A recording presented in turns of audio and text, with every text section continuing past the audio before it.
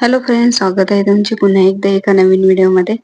तर आजच्या व्हिडिओमध्ये आपण 28 साईजचे पूर्ण ब्लाऊज कटिंग बघणार आहे. तर कटोरी पॅटर्न ब्लाऊज आहे.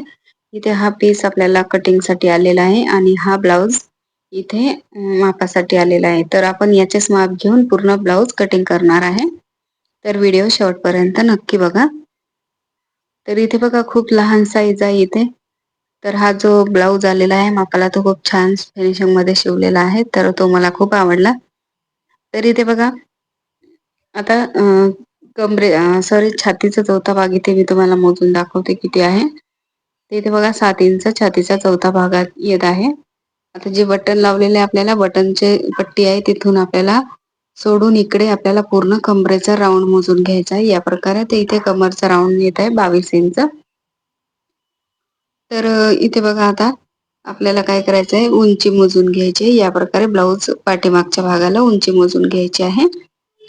तर इथे पूर्ण ब्लाऊजची उंची 12 इंच येत आहे. तर आपल्याला बघा शोल्डरच्या मधोमध असा टेप ठेवून द्यायचा आहे आणि या प्रकारे ब्लाऊजची उंची मोजून घ्यायची. आता पाठीमागचा गळा या प्रकारे न मोजता आता मी काय करते, खालची जी पट्टी आहे ती तयार मोजून घेते आणि त्याच्यामध्ये नंतर 1.25 इंच वाढून आपण खालच्या बाजूनेच माप टाकून घ्यायचं आहे.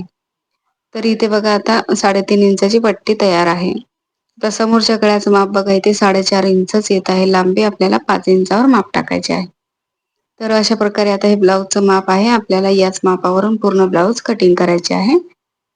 तर इथे बघा आता हे ब्लाऊज ची डिझाईन अशी, तर या प्रकारे आपल्याला याच्यामध्ये अशी उभ्यामध्ये कटिंग करायची आहे, कारण कस्टमरला असे उभ्यामध्ये डिझाईन हवी आहे. तर इथे काय करायचं आहे, आता ब्लाऊजची जी उंची आहे 12 इंच, तर त्याच्यामध्ये 1 इंच आपल्याला वाढवून घ्यायचं आहे आणि 13 इंचावर असं मार्किंग करायचं आहे. आता इथे डीप नेक आहे आणि साईज पण खूप लहान आहे. तर शोल्डर किती घ्यायचे, तर इथे बघा मी शोल्डर इथे फक्त 5.25 इंच घेत आहे, कारण की गळा थोडासा मोठाच आहे, म्हणजे गळा डीपच आहे. तर इथे मी 5.25 इंच शोल्डर घेतली आहे. बघा 5.25 इंच शोल्डर आणि 0.5 इंच त्याच्यामध्ये वाढवून आर्मोलचं माप टाकून घ्यायचं आहे आपल्याला. इथे बघा 5 इंच मी आर्मोल घेत आहे. या प्रकारे 5 इंचावर माप टाकले आहे बघा. आता इथे छातीचा चौथा भाग टाकायचा आहे 7 इंच. तर पाठीमागचा गळा थोडा डीप आहे, तर काय करायचं, इथे 0.5 इंच आपल्याला कमी करून घ्यायचा आहे पाठीमागच्या भागात. 1.5 इंच शिलाईसाठी आपल्याला अधिक टाकायचे आहे वाढवून. आता पाठीमागच्या आर्मोलला इथे 1 इंच राऊंड द्यायचा आहे आपल्याला. 1 इंचावर असा शेप देऊन घ्यायचा आहे आणि इथे खालच्या बाजूला थोडंसं खाली घ्यायचं आपल्याला 2 लाईन. त्याने काय होणार, फिटिंगच्या बाजूला जे रिंकल्स येतात ते कमी येतील आपल्याला. आता गळा रुंदी इथे मी 2 इंच घेतली आहे. आता कमरेचा चौथा भाग इथे बघा 5.5 इंच घ्यायचा आहे आणि 1.5 इंच शिलाईसाठी, अर्धा इंच मागच्या टक्ससाठी. अशा प्रकारे आता हे आपले माप टाकून झालेले आहे. आता पाठीमागची जी पट्टी होती तयार ती 3.5 इंच होते, तर त्याच्यामध्ये मी 1.25 इंच वाढवून घेतला आहे. तर 4.25 इंचावर मी माप टाकले आहे खालच्या बाजूने वर. तर इथे बघा 9.25 इंचावर आपला गळा आलेला आहे. तर खालच्या बाजूने मी 2.25 इंच घेतली आहे गळा रुंदी, वरच्या बाजूने 2 इंच घेतली आहे. तर या प्रकारे आता आपला गळाचा शेप देऊन घ्यायचा. इथे तुम्ही कोणत्या पण प्रकारचा शेप देऊ शकता. तर मी इथे असा या प्रकारचा शेप देणार आहे. तर मी गळ्याचं जे कटिंग आहे ते सध्याच नाही करणार आहे, कारण याच्यावरूनच आपल्याला समोरचा भाग कटिंग करायचा आहे. तर हे आता जसं आहे तसं इथे आपल्याला कटिंग करून घ्यायचं आहे. तर मार्किंगच्या वरच आपल्याला कटिंग करायचं आहे. कमी पण नाही झालं पाहिजे आणि जास्त पण झालं नाही पाहिजे. तर इथे हा पाठीमागचा भाग इथे कट झालेला आहे आपला. तर इथे बघा 28 इंच छातीचा भाग आहे, 22 इंच कमरेचा भाग आहे. तर या प्रकारे इथे मी माप टाकले आहे. आता इथे आपल्याला समोरच्या भागावरून काढायचं आहे. तर त्या अगोदर काय करायचं आहे, इथे जी बाही कटिंग करायची आहे, तर ती आपण पहिले बाही कटिंग करणार आहे. कारण की जी लाईन आहे आपली कपड्याची उभी लाईन, म्हणजे ती डिझाईन जी आहे ती उभ्यामध्ये कस्टमरला अशी बाहीला पण उभ्यामध्ये पाहिजे आहे. त्यांनी मला आवर्जून सांगितले आहे की बाही जी डिझाईन आहे ती मला अशी उभ्यामध्येच आली पाहिजे, ब्लाऊजला सुद्धा पूर्ण आणि बाहीला सुद्धा. इथे मी आता जे डिझाईन नुसार इथे उभ्यामध्ये कपडा टाकून घेतला आहे. तर इथे बघा 4 फोल्ड मध्ये कपडा केलेला आहे आणि जी बाहीची घडी घ्यायची आहे आपल्याला, ती इथे छातीचा चौथा भाग वापरायचा आहे. तर कोणत्या पण साईजसाठी छातीचा चौथा भाग वापरायचा आहे. आता बाहीची उंची मोजून घेऊया. तर इथे बघा बाहीची उंची आपल्याला, आता मी इथे आर्मोलचा जो राऊंड आहे तो मोजून घेत आहे. तो 6 इंच येत आहे. बाहीची उंची बघा इथे 9.5 इंच येत आहे. आणि जो दंड घेर आहे इथे बघा 3.5 पावणे 4 इंच आहे. तर आपल्याला 3.5 इंचच घ्यायचा आहे बघा. 3.5 इंचाला एक लाईन वर आहे. तर आता काय करायचं, इथे 1 इंच आपल्याला खालच्या बाजूला सोडून द्यायचं आहे एक्स्ट्राचं, कारण की आपण इथे साधा ब्लाऊज आहे बिना अस्तरचा, तर 1 इंच आपल्याला फोल्डिंगसाठी लागेल. आता इथे 1 इंच सोडून वरच्या बाजूला बघा 10 इंचावर मार्किंग करायचं आहे, कारण 9.5ची बाही आहे तर 10 इंच घ्यायचं आहे. आता इथून बाहीची जी कॅप हाईट आहे मी 3 इंच टाकली आहे, कारण की बाहीची उंची लांब आहे. तर इथे 2 इंच मार्किंग केले आहे बघा आता आतमध्ये.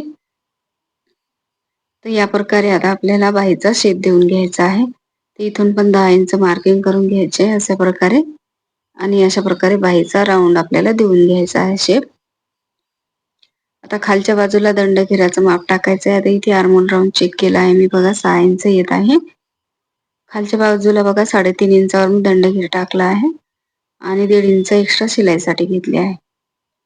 तर अशा प्रकारे आता आपल्या बाहीचं सुद्धा कटिंग झालेलंच आहे.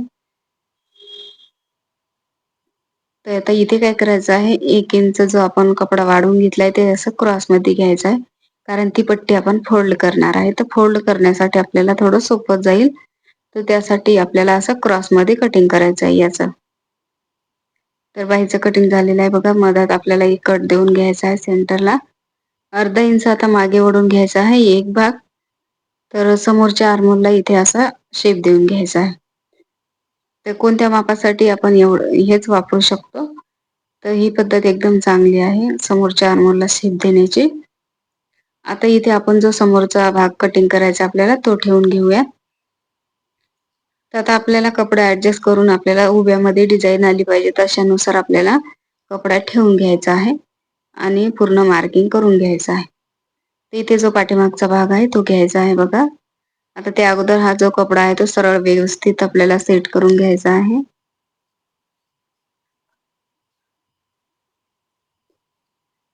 तर आता इथे जसं आहे तसं पाठीमागचा भाग मार्किंग करून घ्यायचा पहिले. आता इथे थोडं वर झालं आहे, मी खाली करून घेते थोडंसं. व्यवस्थित आपल्याला जसं आहे तसंच मार्किंग करून घ्यायचं आहे, कमी जास्त झालं नाही पाहिजे. आणि नंतर आपल्याला समोरच्या भागामध्ये काही चेंजेस करायचे आहे तर ते आपण बघूयात. आता इथे बघा आर्मोलचा जो राऊंड आहे तिथून आपल्याला मार्किंग करायचं आहे. जो गळा रुंदी आहे तिथे सुद्धा मार्किंग करायचं आहे. आता समोरचा गळा इथे 4.5 आला होता, तर इथे आपण 5.25 इंच घेऊयात. कारण की 5 इंच घेतला तर थोडासा आपण पायपिंग लावतो थोडीशी घट्ट, तर 1/2 इंच अधिक कमी पडते. तर 1/2 इंच अधिक वाढवून घ्यायचा. आता इथे बघा 1 इंच वर मार्किंग करून घ्यायचं आहे कटोरीसाठी. आणि आर्मोल मध्ये या प्रकारे आतल्या बाजूला अर्धा इंच शेप देऊन घ्यायचा आहे समोरच्या राऊंडला. ठीक आहे. आता आपण इथे क्रॉस पट्टीचं माप बघूया. इथे बघा हुक जे बटन आहे ते बटनच्या साईडला 3.5 इंच आहे आणि फिटिंगच्या साईडला 2.25 इंच आहे क्रॉस पट्टीचं माप. आता त्या अगोदर काय करायचं आहे, समोरच्या भागात आपल्याला अर्धा इंच वाढवून घ्यायचं आहे उंचीमध्ये. तर मी इथे अर्धा इंच मार्किंग केलं आहे खालच्या बाजूला.